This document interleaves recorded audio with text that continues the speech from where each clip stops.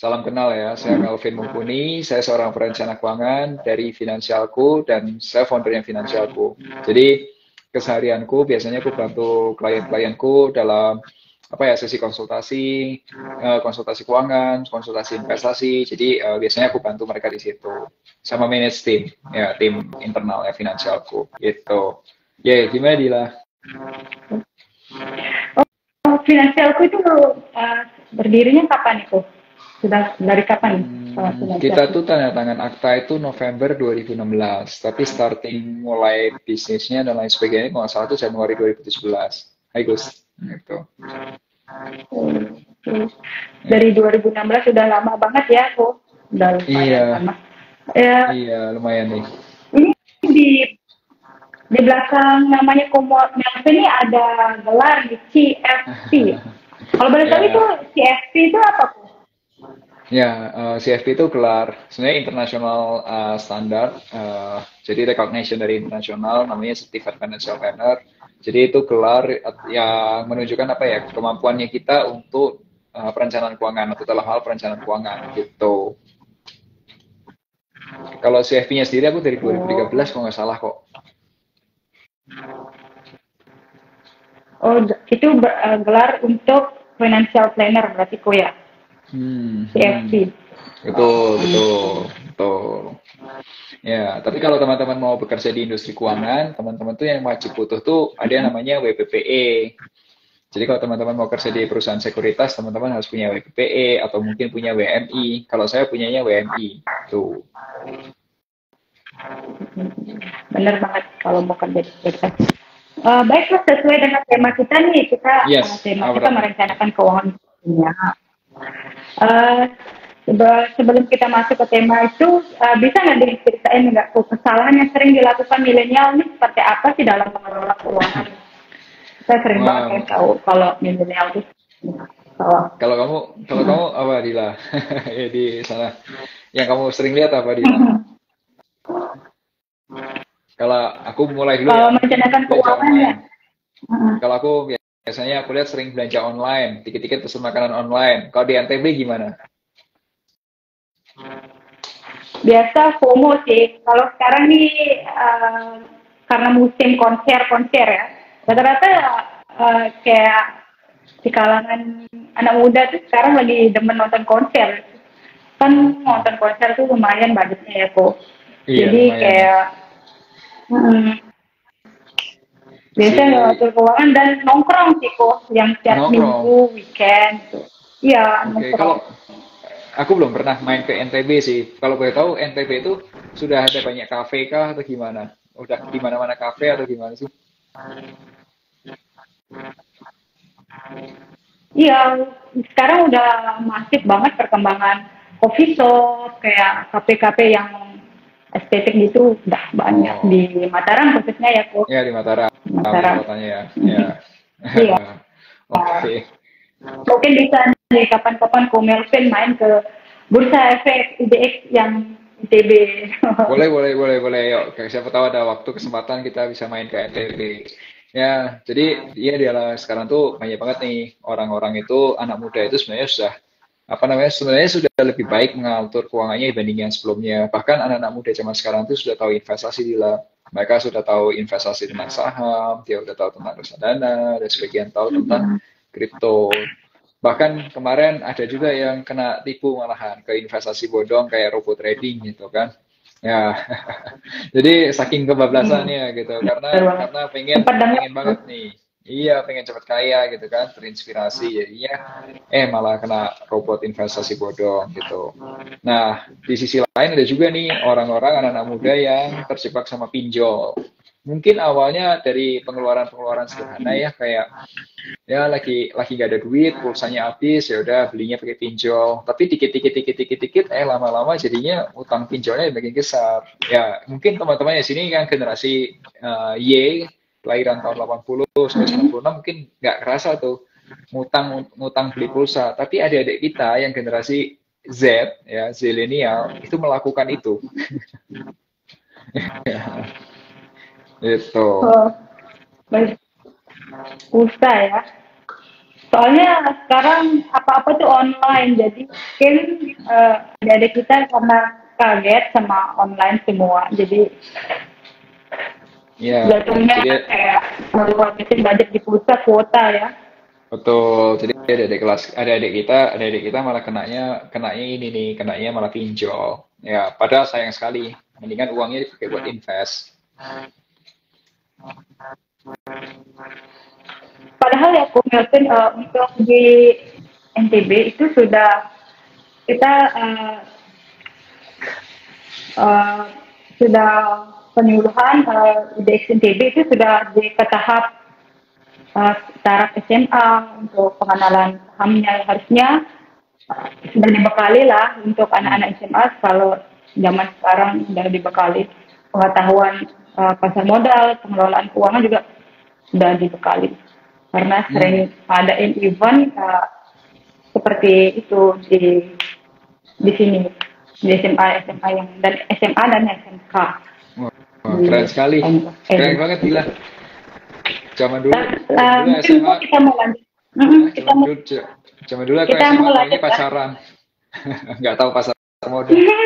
Sekarang keren nih, Ya tapi kayak di zaman IDX. Bisa masuk ke tempat SMA, keren, keren. Hebat.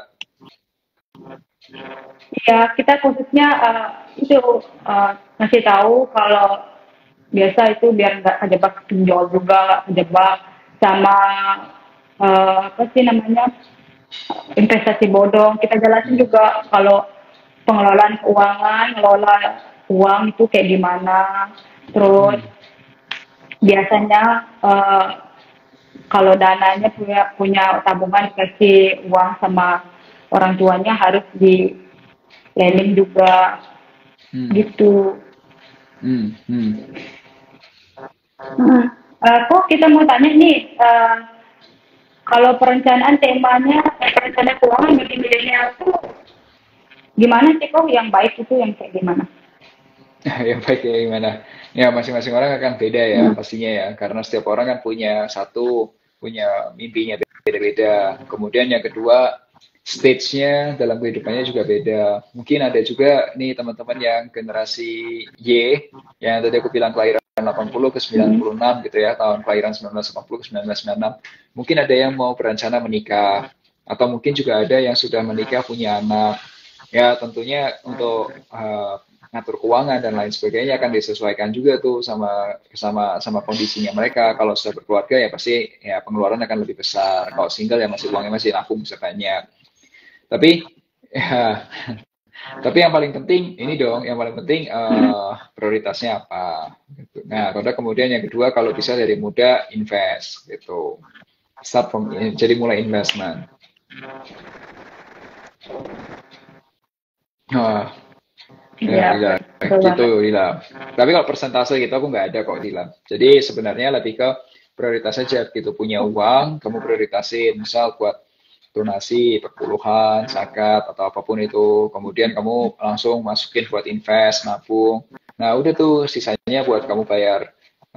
Misal bayar apa premi asuransi atau bayar cicilan KPR kamu, sisanya buat hidup dan lain sebagainya gitu. Tapi yang depan tuh yang penting-penting tuh yang kayak kamu donasi atau ya tadi atau kamu pada nabung atau invest tuh duluin aja gitu. Jadi Hmm. nabungnya di depan. Uh, biasanya kok kalau perencanaan keuangan tuh kita nunggu udah kerja dulu, apa boleh nih masih yang belum kerja yang masih minta di orang tua, apa udah atur keuangan baiknya seperti Oke, apa? yang merencanakan keuangan ya Dila ya, yang punya duit. Kalau nggak punya duit nggak ada yang direncanain.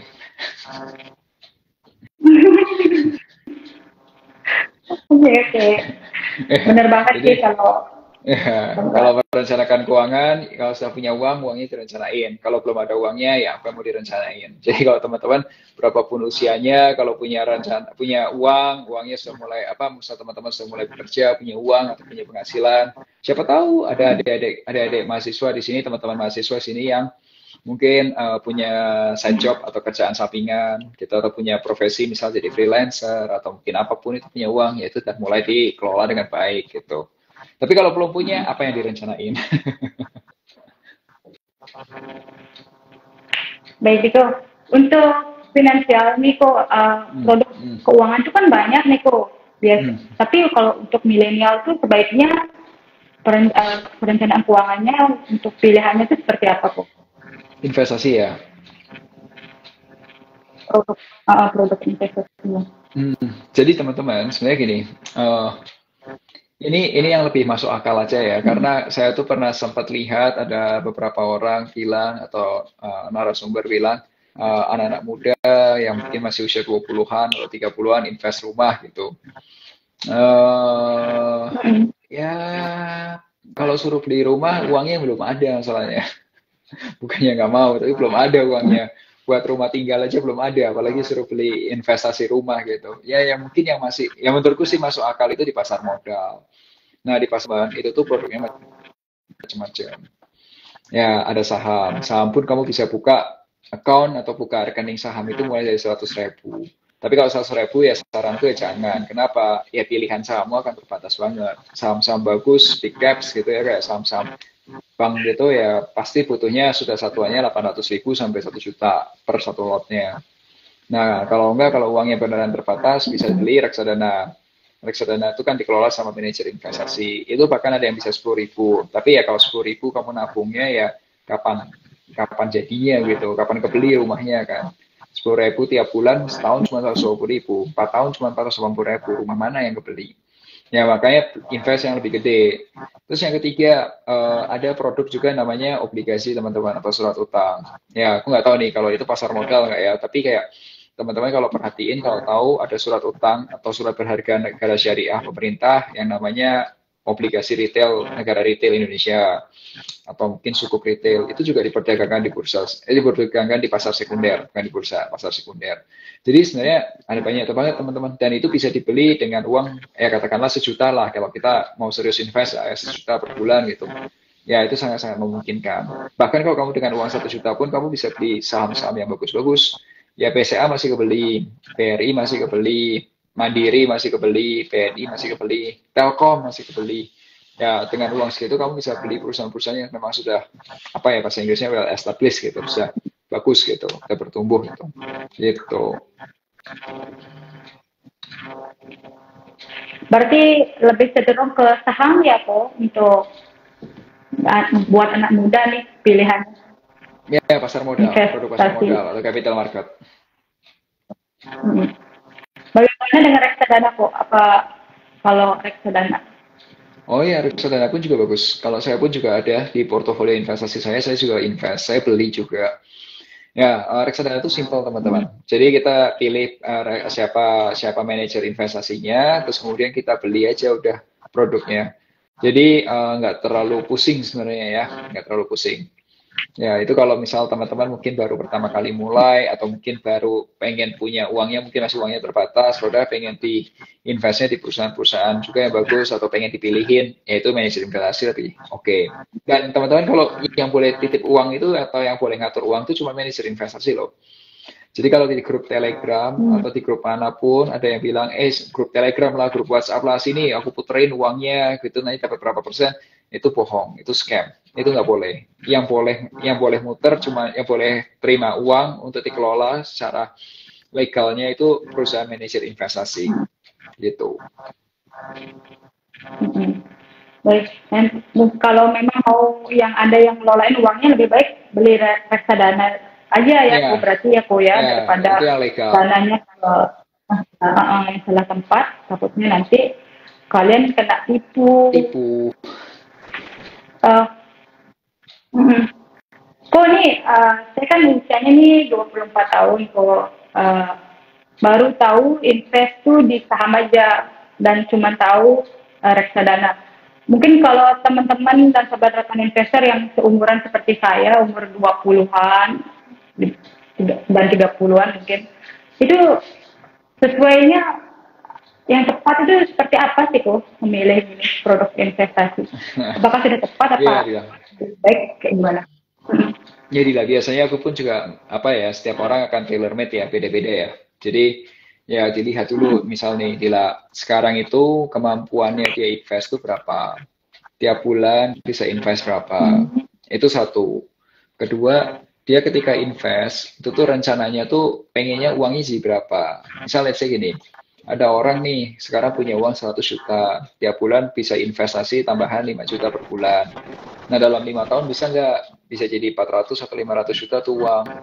Ya kan dihitung, dikalkulasi, dihitung. Oke, katakanlah bisa, tapi target investasinya katakanlah sekian persen, katakanlah 12% atau mungkin 10% atau berapa, dihitung tuh. Nah, baru pilih produknya. Nah, kalau misal kayak gitu investasinya teman-teman, itu jauh lebih tenang. Nah, yang biasanya yang berantakan tuh adalah gini, baru awal-awal invest, kalau udah nggak ngerti, udah langsung beli-beli, berharapnya cepet panen gitu. Menurutku nggak cepet panen kalau mau invest. Karena apa? Invest tuh uang kita yang kerja. Nah, kalau uang kerja itu tuh butuh waktu. Nah, beda sama manusia yang kerja. Kalau manusia kerja itu namanya trading, dagang. Ya, kalau orang dagang itu pasti akan kerjanya cepat. Yang namanya juga orang dagang ya, ya kayak dagang apa sih, dagang bakso gitu. Pagi bikin, sore juga sudah pasti jual, siang juga udah jual gitu kan. Ya itu kalau dagang bakso, ya sama juga. Kalau saham bisa nggak di tradingin? Bisa juga. Setuju nggak, Vin, dengan trading saham? Ya setuju aja, nggak ada masalah. Tapi yang penting teman-teman tahu nih tujuannya itu mau apa. Kalau memang mau invest, ya udah yang invest aja caranya, stylenya style invest. Tapi kalau memang benar mau trading, ya trading aja nggak apa-apa. Dan ilmunya juga bisa juga beda gitu. Gitu. Tapi jangan campur aduk. Oh, berarti kalau misalkan di sekuritasnya jangan campur aduk ya, kok ya, kalau punya Iya account dong. sekuritas. Iya dong. Kalau misal kalian misal lagi trading, ya udah kalau di trading ya saham Indonesia gitu, itu lebih menguntungkan kalau misal lagi saham yang lagi dicari uptrend gitu kan, volume kuat gitu. Terus kemudian ada posisi masuk nih, lihat candlenya atau lihat polanya atau apa, Fibonacci-nya dan lain sebagainya. Ya itu times untuk buy, ya udah gitu. Tapi kalau investment kita nggak ngomong seperti itu. Investment kita carinya yang bagus-bagus. Contoh gini, Dila. Tahun lalu tuh aku ada satu saham yang aku beli, itu kasih dividen kurang lebih hampir 10%. Lumayan kan? Jadi perusahaannya itu perusahaan di bidang properti. Propertinya tuh komersial. Nah, terus kemudian tuh kalau aku hitung-hitung harganya masih diskon, kurang lebih diskonnya dari nilai normalnya itu masih diskon sekitar 35%-an.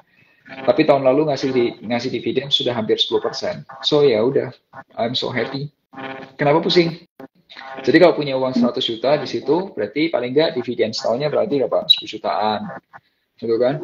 Ya udah, nggak usah pusing. Karena targetku bukan target untuk setahun ini. Target tahunannya dari mana? Ya kerja lah. Punya penghasilan dari kerja.